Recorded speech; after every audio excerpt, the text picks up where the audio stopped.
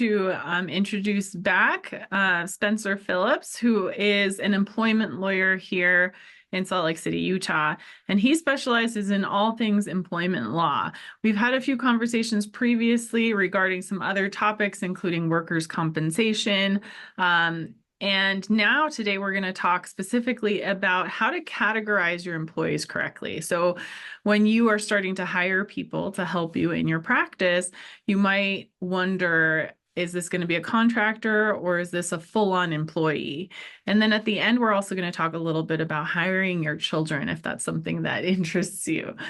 So yeah, with that, I'll turn it over to you, Spencer, to kind of introduce us into the world of properly categorizing the people who work for us.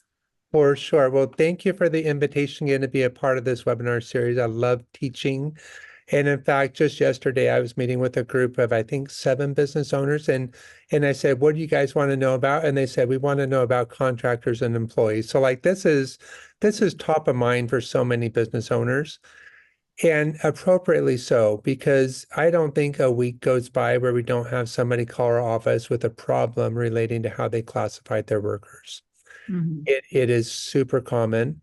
And it's unfortunate because there are so many different government agencies that have their own sets of rules about who's an employee and who's a contractor. And if you please one agency, you might not be, doing everything that some other agency wants to see.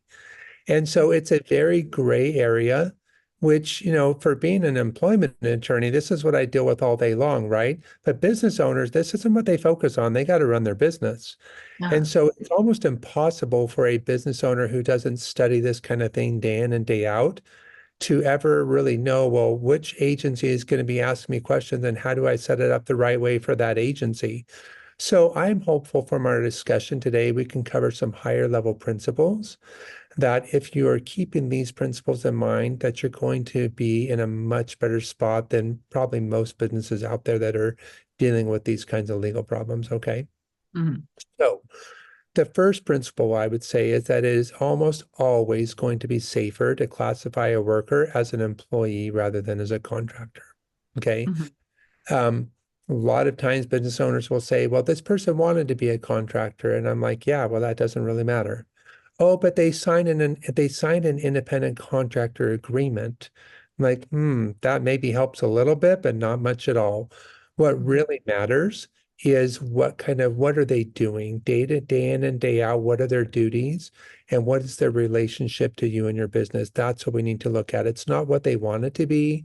It's not what paper they signed. It's what's actually happening day in and day out, okay? Mm-hmm. And the best way to summarize this, I'm going to use an analogy from a movie that I really like. It's a movie called The Incredibles. Have you seen it? Oh, absolutely. I'm a pediatrician. I think Yeah, no kidding, right?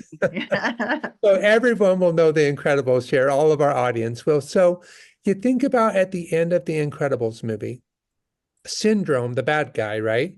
He has this big Kronos ball with the legs that come out, right? And he's Uh-huh. got this thing on his arm that you push the buttons and it tells Kronos what to do. Uh-huh. And so it's like, smash this building, pick up this car and throw it over there and cause all kind of destruction, right?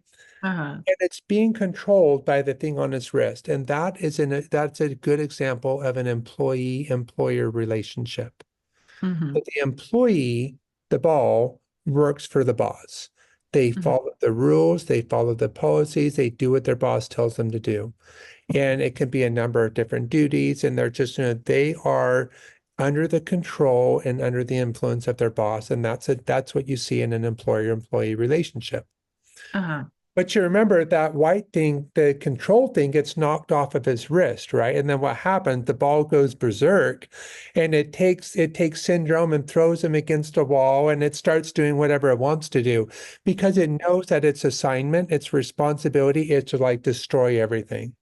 Uh-huh. And it's going to do it however it wants to. It doesn't have to follow the instructions or the rules from its boss because it doesn't have a boss anymore, right? Mm-hmm. That's an independent contractor. They have a project, they show up and they know what to do, they know how to do it, and they do it however they want to.